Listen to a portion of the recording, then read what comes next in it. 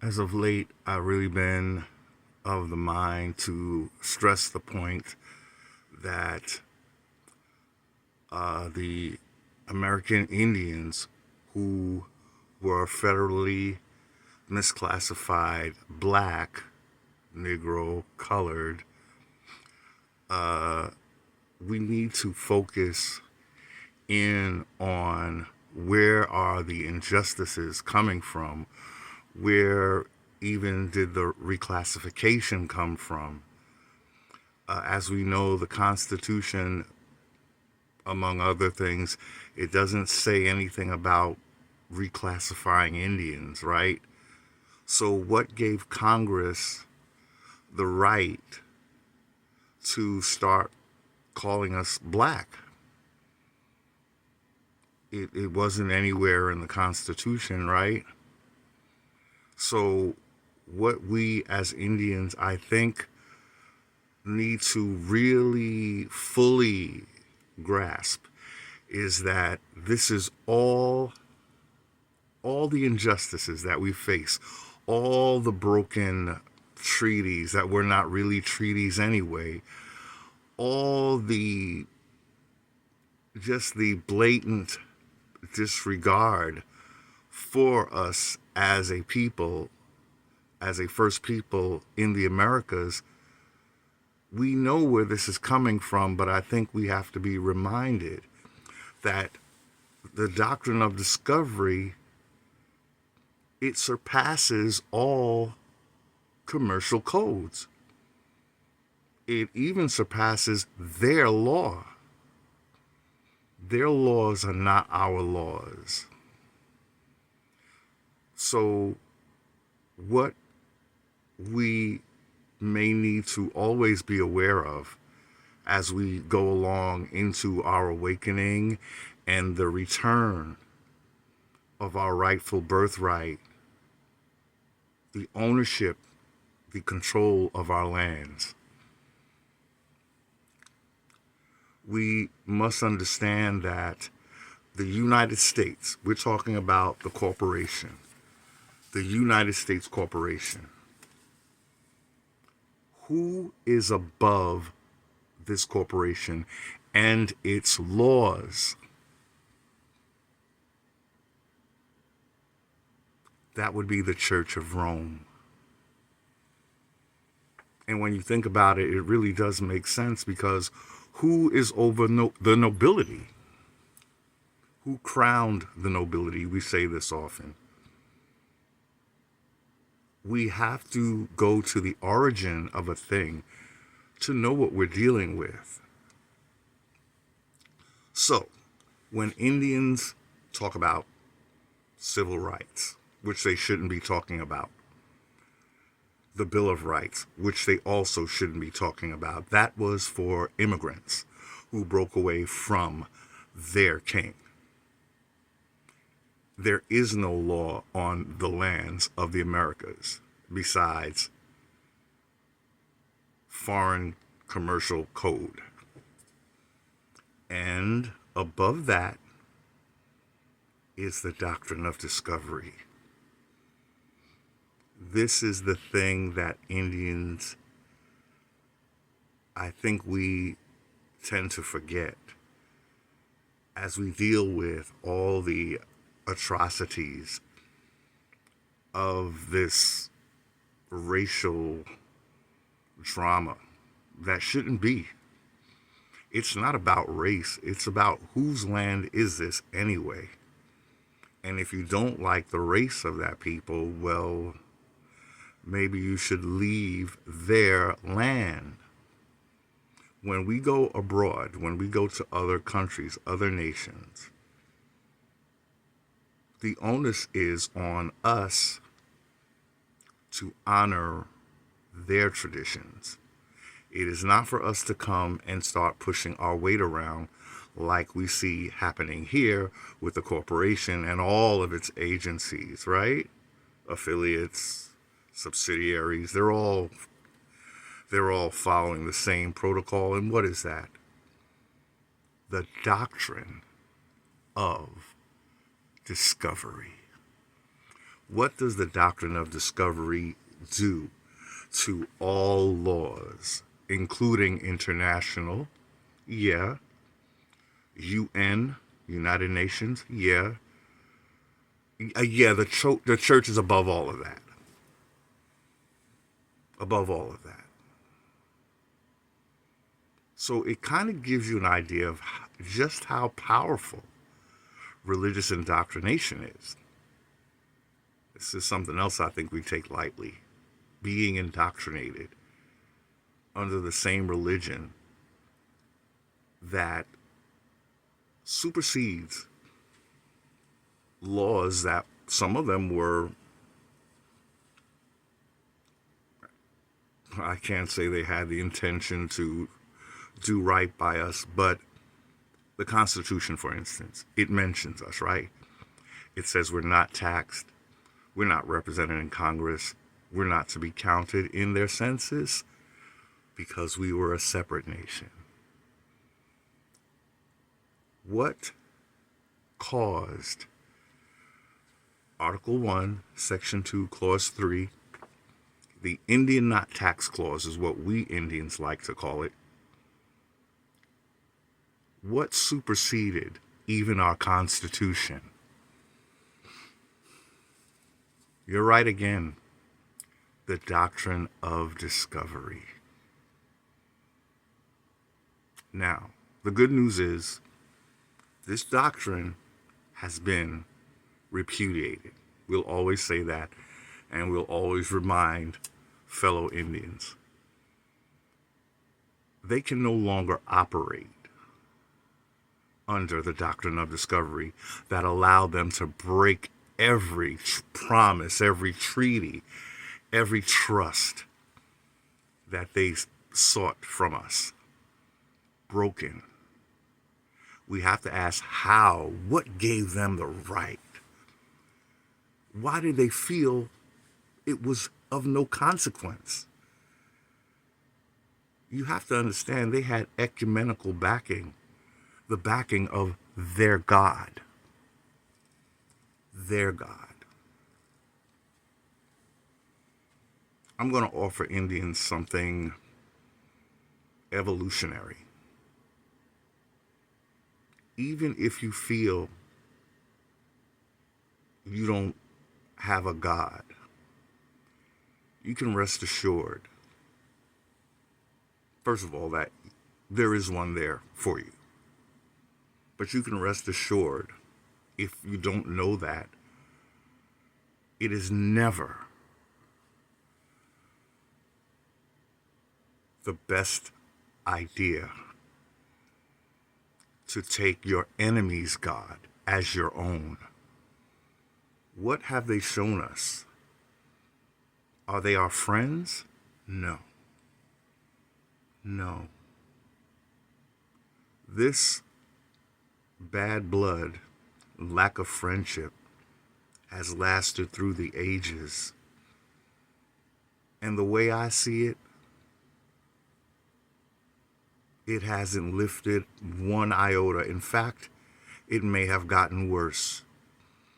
If we had this much friendship back in the day, we have even less than that now. And the evidence I offer that I can't even talk about in a free country, because it's not free, y'all. Indians are sovereign when they stand on their proper footing as the sovereigns of the land. To do that, you can't be under federal or state or international. You have to be reintroduced as the new owners of the Americas.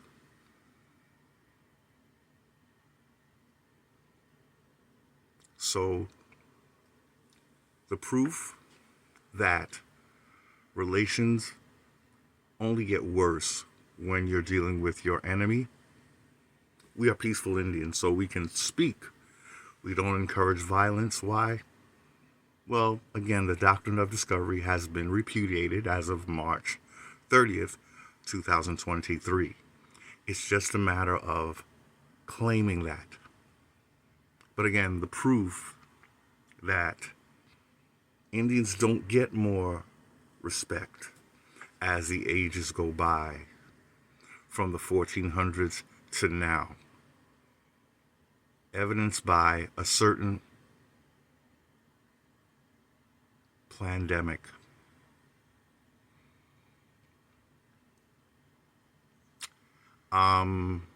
And that's about all we want to say right now, because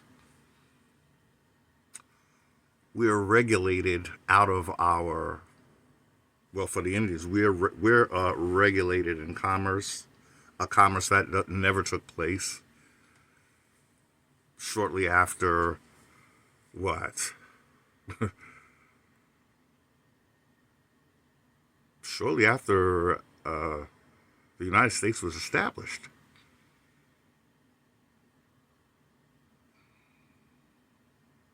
Commerce robbed Indians of their sovereignty, and it robbed a people who broke away from their nobility, or at least they thought they did. It robbed them of the promises it gave to them. So you might say there's one force at play having two different effects on two different groups of people. In America, you have the Americans and immigrants.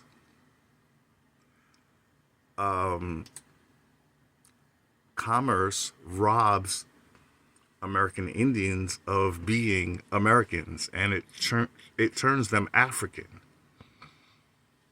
when there is no evidence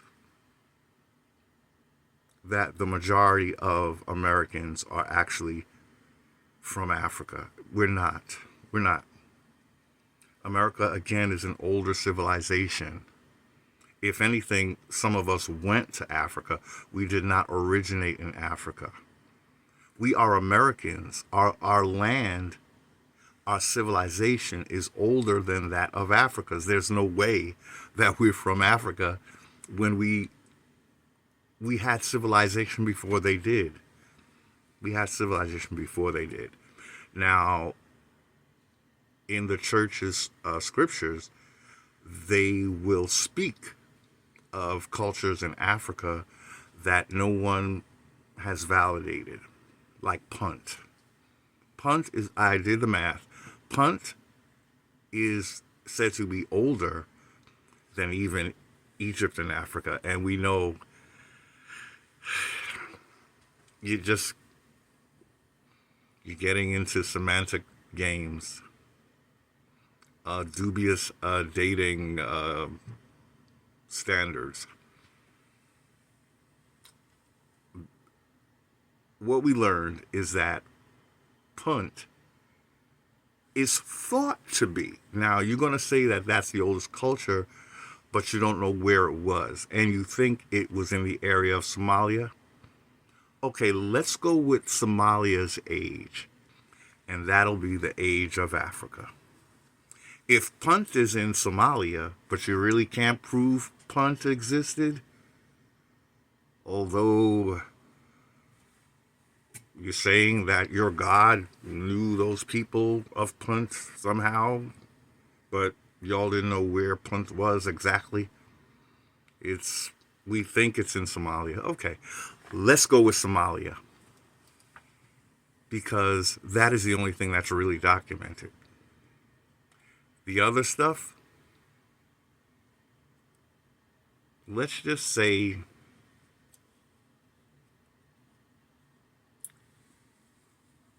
fabricated. But anyway, American Indians are from America, and we know it. And we know it. Our families told us nothing about being African. It was all the media. It was all the media. But what we're saying is,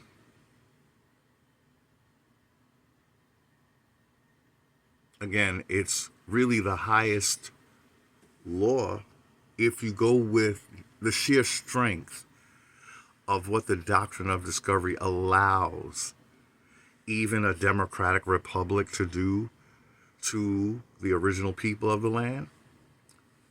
So what am I saying? Is it the people running the corporation and all its laws? Or is there something above that at a higher level that informs the very same government that is said to be for the immigrants by the immigrants?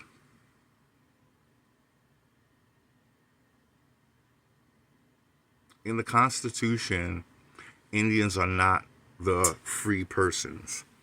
Indians are Indians. Free persons are foreigners who broke away from their king. The point for today is we have no protections anywhere in this legal system. Number one, because we're not part of it. But when we are in it, those Indians who think that that's what their ancestors intended, for them to be dominated by foreigners,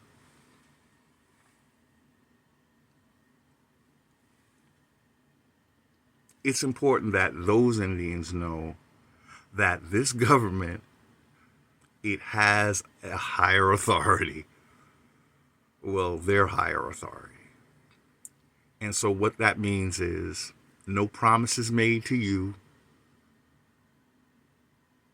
will be kept. Now, yes, the doctrine of discovery was repudiated. The repudiation means Indians go back to being what they were before they were colonized. It doesn't mean, oh, let me stay with colonizer because he's going to treat me good now. You cannot be under their jurisdiction. I don't know how many different ways to say that.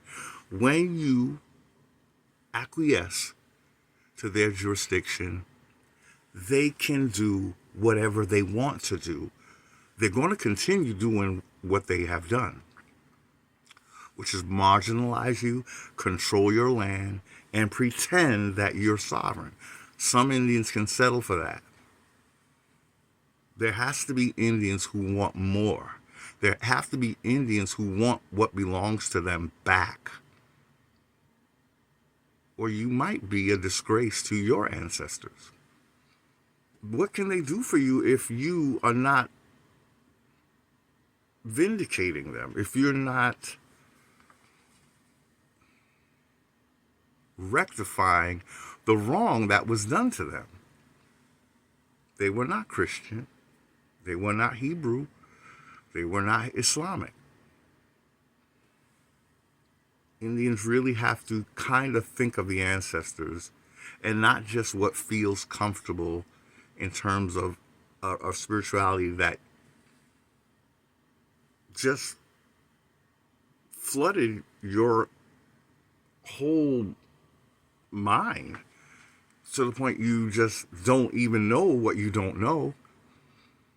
But that's why the ancestors are here, to have us trust in their guidance, even if it means giving up a religion that never served you. How did it never serve you? We said this before, we'll say it again.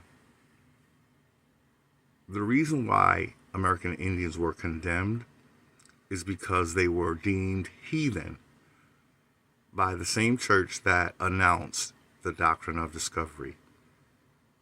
Everything was stolen from American Indians based on a religion, an enemy's religion. But I guess Indians think that his enemies' gods are just the same as yours. It's not possible, because they wouldn't have done what they did to you if you shared the same God. He wouldn't allow it. They wouldn't have been able to get away with it.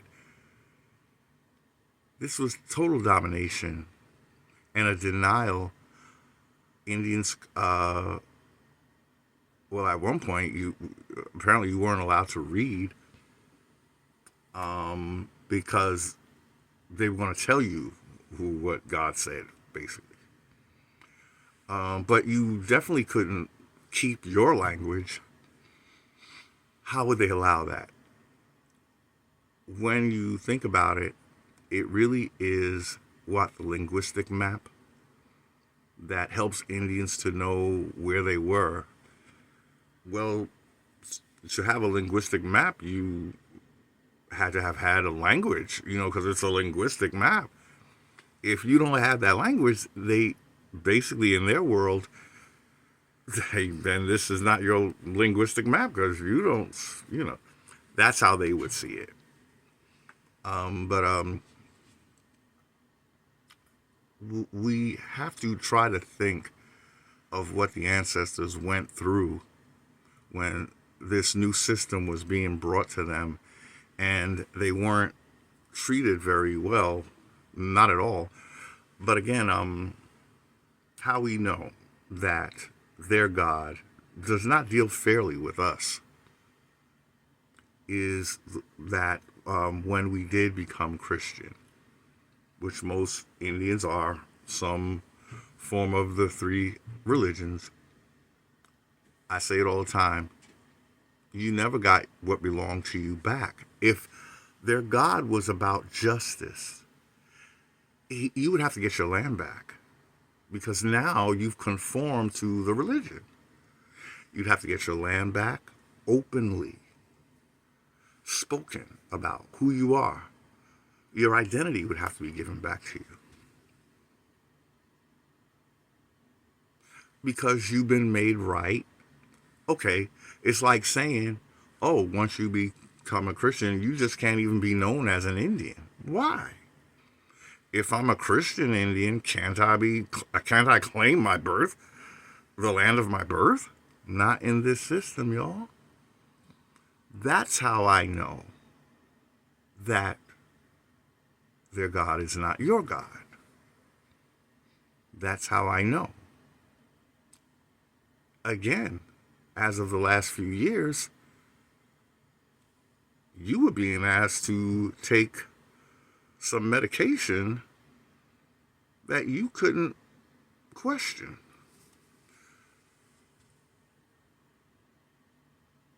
How are you not getting treated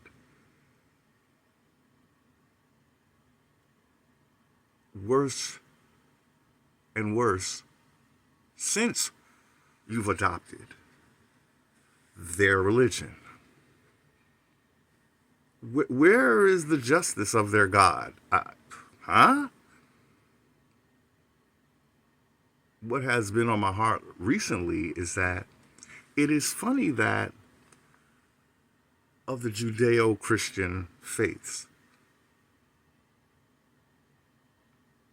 the religion where Christianity is emanating from, they don't recognize the Christ that Christians are worshiping. So that's a red flag, because it means that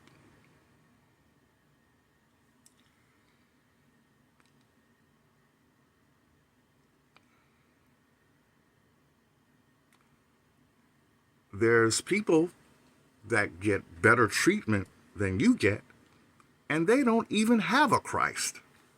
How does that work? You get a Christ and you're still the bottom of the barrel, and you think that it's okay? I'm just talking to Indians who are ready to hear this. This is not to offend anyone, but Indians have to know that they are safe, spiritually safe, even if they choose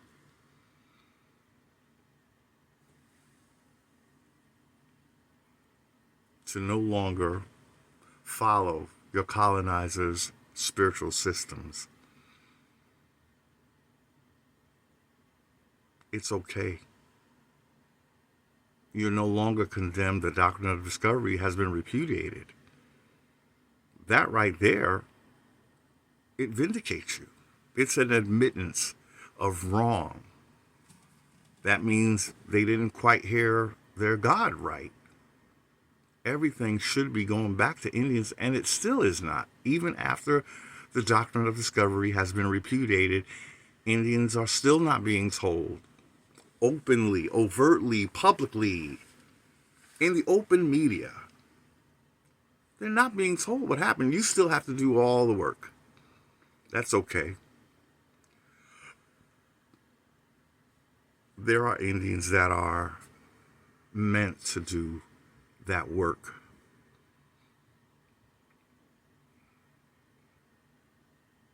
And that's all I can say. This is probably, we should leave it under 30 minutes. I did have more to talk about. Maybe we can quickly read. So, the first Europeans to explore the area of America where my ancestors originated, the Roanoke Indians, the Albemarle, basically the same Indians. They were Algonquin, as all Indians were, because that's the oldest language in the eastern woodland area. We always have to say that. But one of the things that occurred to me is that the 5 civilized tribes are no longer the original race of the original 5 civilized tribes, right? In commerce, there's always going to be a doppelganger. Apparently, commerce seems to have dubious intentions because it seeks to duplicate even the living men and women of the land and fictionalize them. That's why we know that Indians really need to establish birthright law of the land so we can get out of this commercial mess. Commerce doesn't care about birthrights. It cares about a profit. That's what commerce cares about. But anyway, one of the questions we had is, how are Southern Indians now mostly Mongolian? I'm sorry, I meant to say Mongolian. Asian, Spanish, Siberian.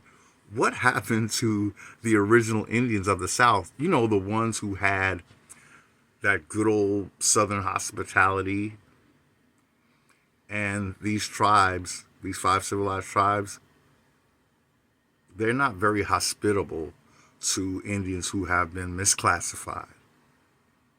They are telling misclassified Indians that they are from Africa. If you go right now to the Cherokee Nation and you look like me, we know of an Indian who has done this, right?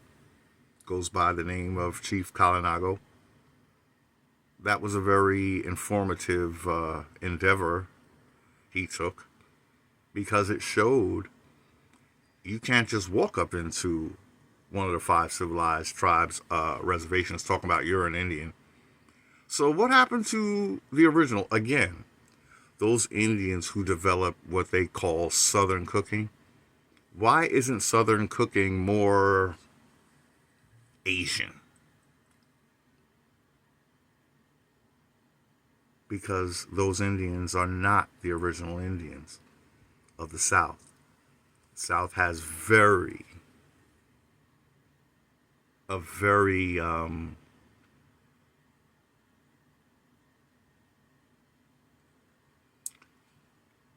a reputation, shall we say. The South already has the stamp of the Indians who were misclassified black, and that is the stamp of the South. When you think of the South, you do not think of Mongolians. You don't. You think of that Southern drawl. Big Mama. Who's going to be working those crops? Who was picking all that cotton? So where did these 5 civilized tribes of the South come from? When the description of Southern Indians, we're going to look if our camera is working, and it's not. You can't read that. I don't know how to get this camera to do, reverse mirror image. So maybe this will be a little over 30 minutes. It is as we speak.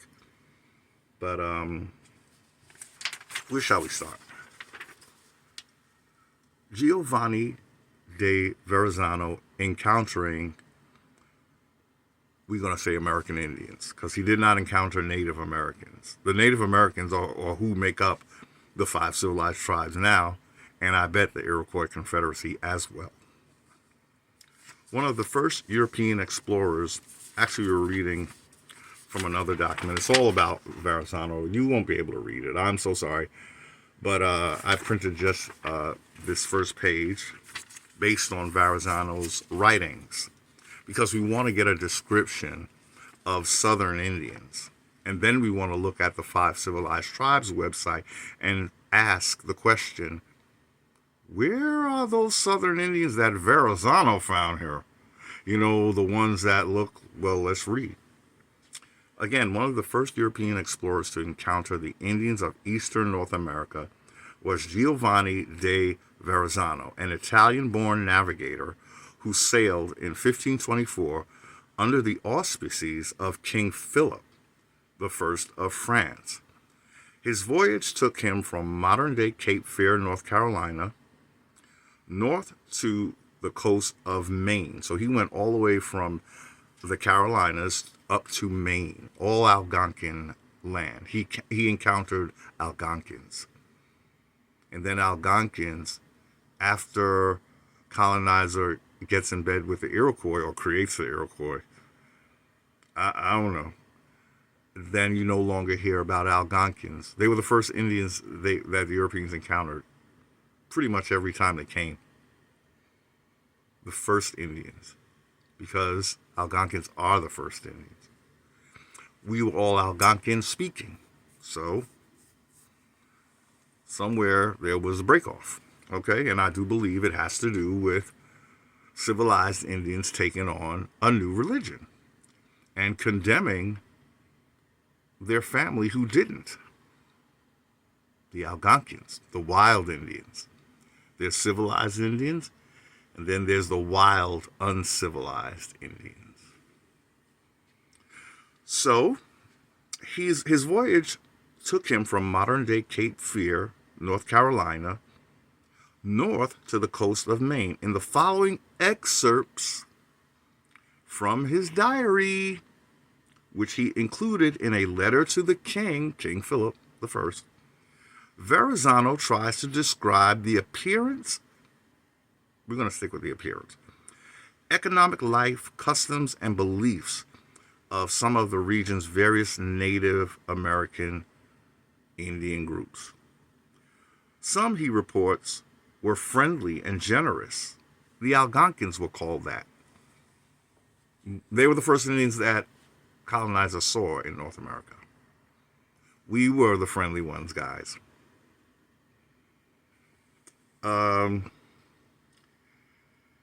Others warlike and hostile. They sought out the hostile ones so that they can join forces against the Algonquins. Why? Because the Algonquins were not giving up land. The Algonquins were doing it the way it should have been done.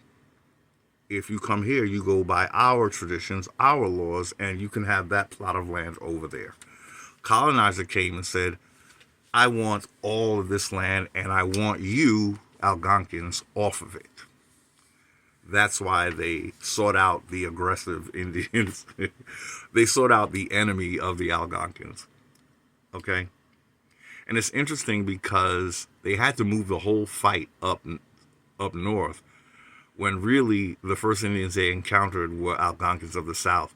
But what you'll find is that little by little, colonizer is pushing Algonquins up as he sort of just seems to rear up the five civilized tribes. So now there's hardly any Algonquins in the South except on the tippy edge. Like, they want to give the appearance that all we had to do was get past the Algonquin to get to the five civilized tribes. No, it was all Algonquin. We originally Algonquin speaking.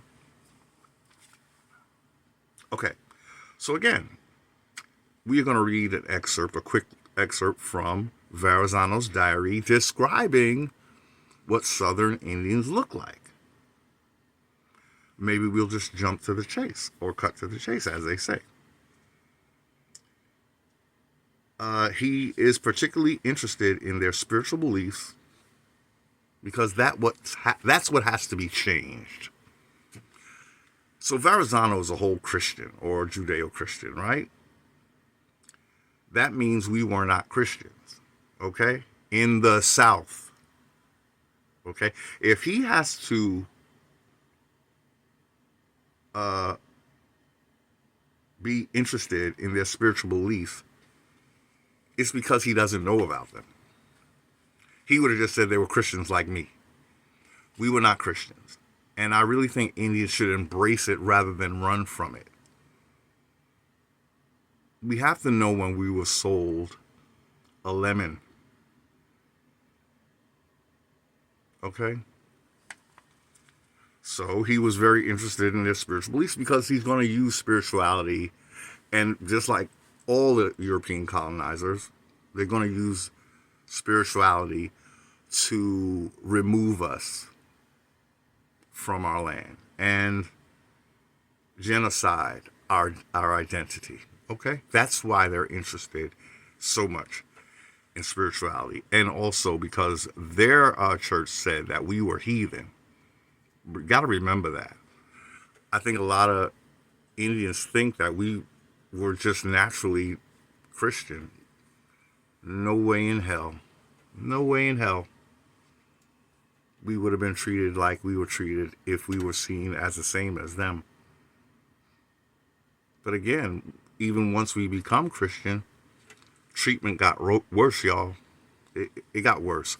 Why do I say it got worse? It got worse because now it was about pretending that we have rights. Before we knew we don't have any, right? Now, with this whole republic that Indians think they built, now you're outright lying to me because you're not going by even the Constitution where I mentioned I am no longer an Indian. I am black in your world. So it got worse, y'all, after we adopted their religion. So he was interested in their spiritual beliefs. Verazzano, concluding, that they have no religion. Ooh, how we gonna miss that one? We had no religion, y'all. No religion that they respected, but we were expected to respect their religion. Which is so ironic, being that their God allowed them to be so cruel to us, right? How do you get into a relationship by first kicking your spouse's ass and then talking about you love them now? Aren't you supposed to treat them good, even if you are an abuser? If you're a good abuser, you're going to turn on the charm. We never got that, y'all. We went straight to ass kicking time. We went straight to ass kicking. That's why when you see an Indian like me adamantly against a spiritual system that I know is not ours, let's just say there's more to it than you think. I see injustice. It is not that I'm a sinner and I'm trying to avoid punishment. That's not it. It's way stronger than that. If I was a sinner, I wouldn't be here on this platform speaking. because I wouldn't feel I had a right to speak. It's deeper than you think. I know how they got a show. That's what I'm saying. That's what I'm saying. That's why we relied on our ancestors spiritually.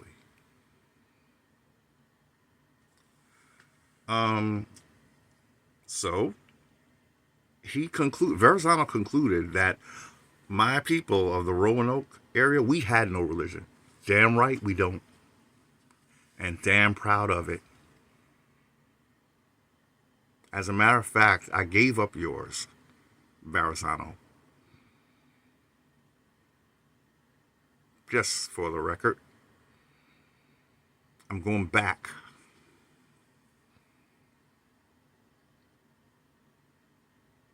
to what my ancestors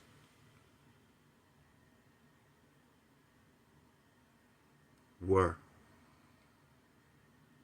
spiritually, and they were not Judeo-Christian.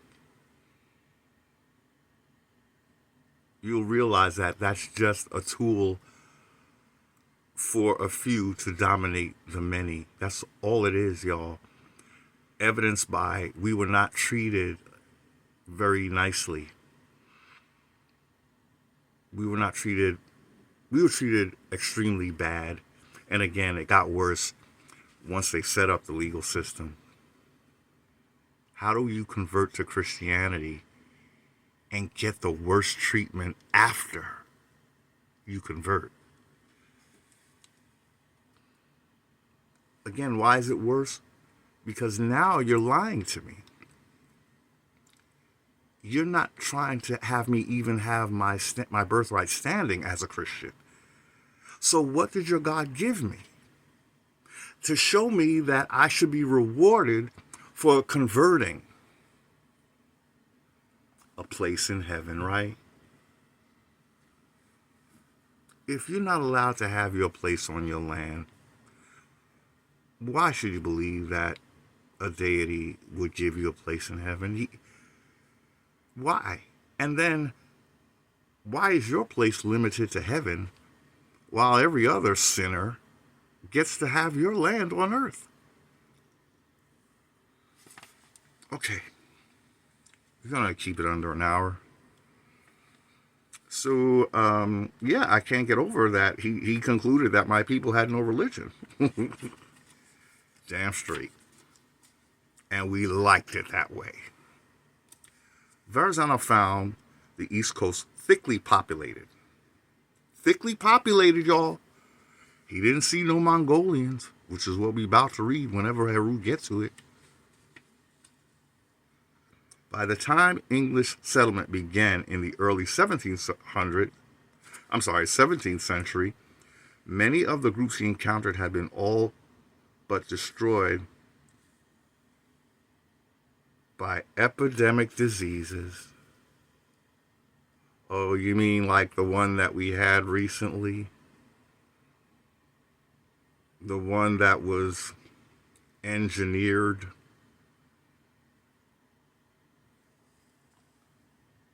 So, what he's saying, that where he came in the Carolinas, he didn't see Mongolians. Let's see what he saw, Heru.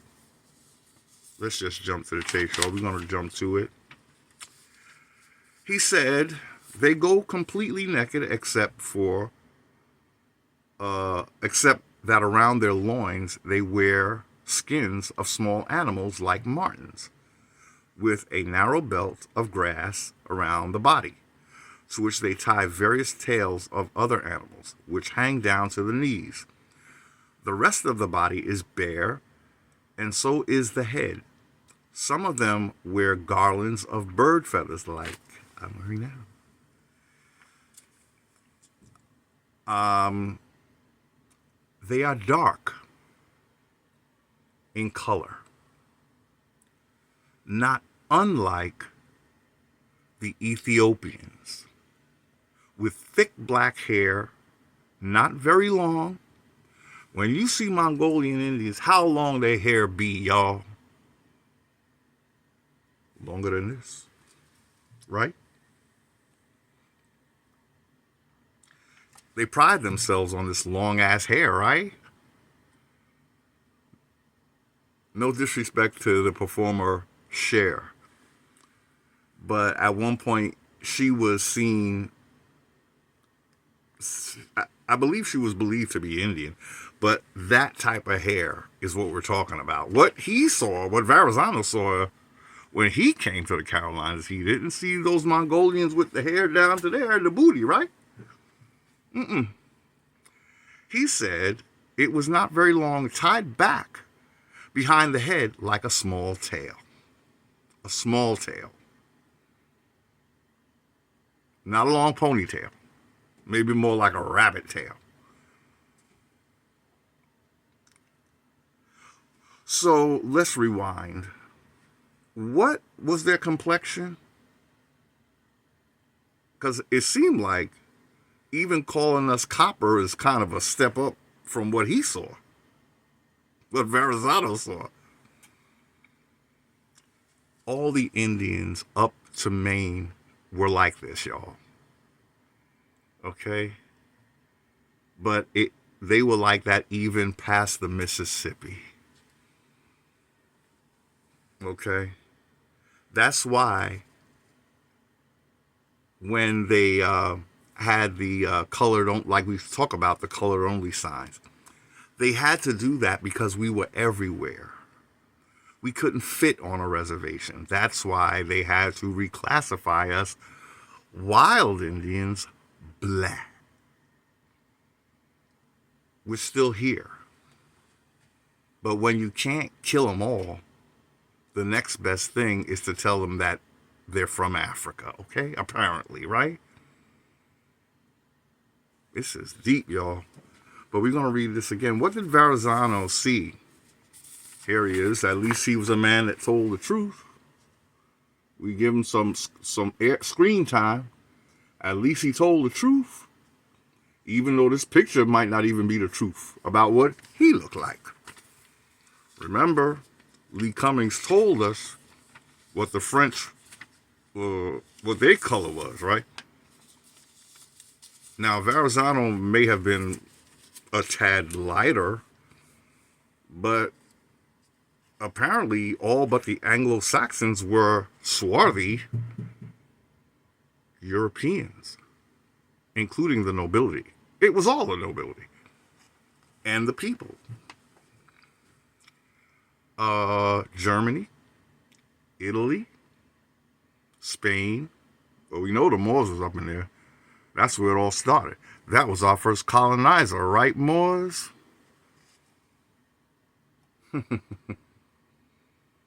Spain and Portugal, all where the Moors were. They were the first ones to come find us, Moors. You just had to tell them where we were, right, Moors? How did they find out we existed, Moors? When we were the New World. Allegedly. We're not the New World. So, what did Verazzano see when he came to the South, the Carolinas?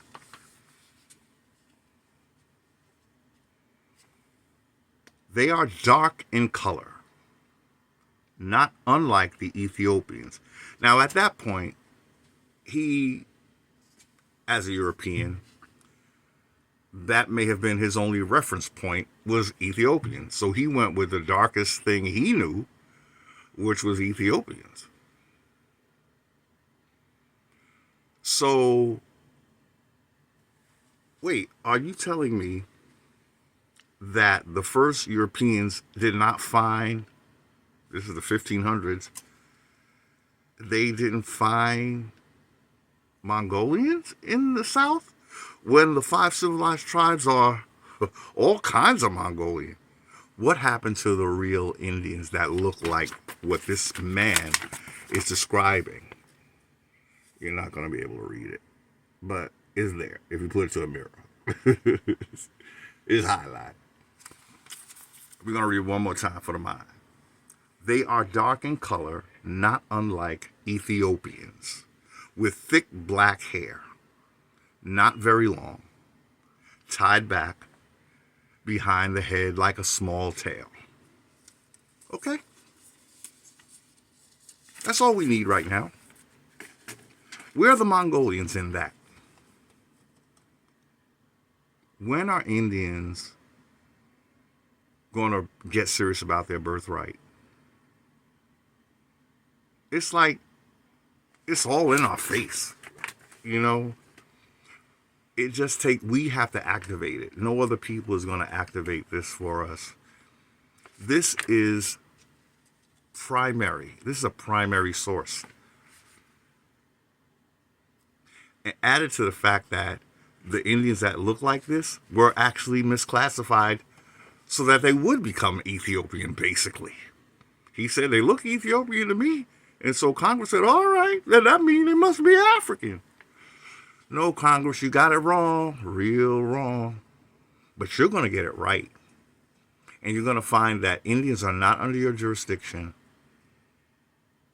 We were never supposed to be. That's why you had to misclassify us. Then you created what you call federal Indians or civilized Indians.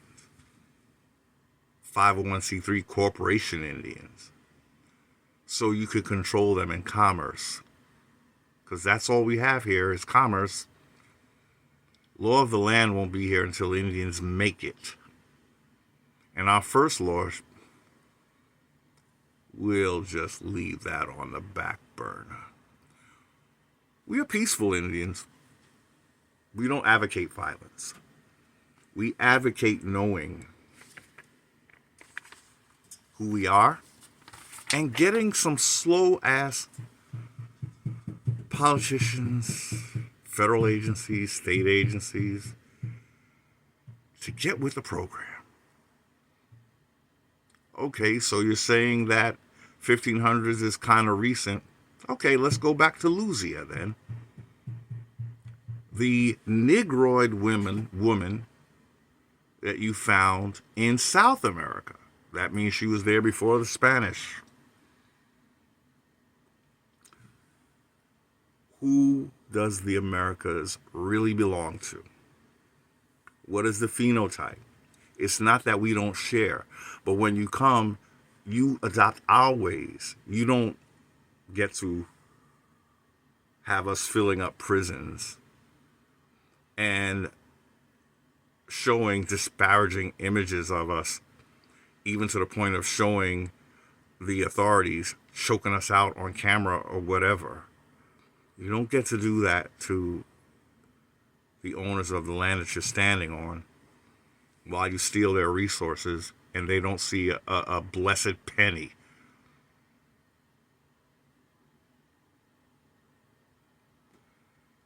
At this point, Indians should want their own system. The church has washed its hands. If we don't pick up on that, they will assume that we agree to be dominated. But not all Indians will agree to that. And we, those Indians, we will be living in our birthright. Thank you for watching. Till next time.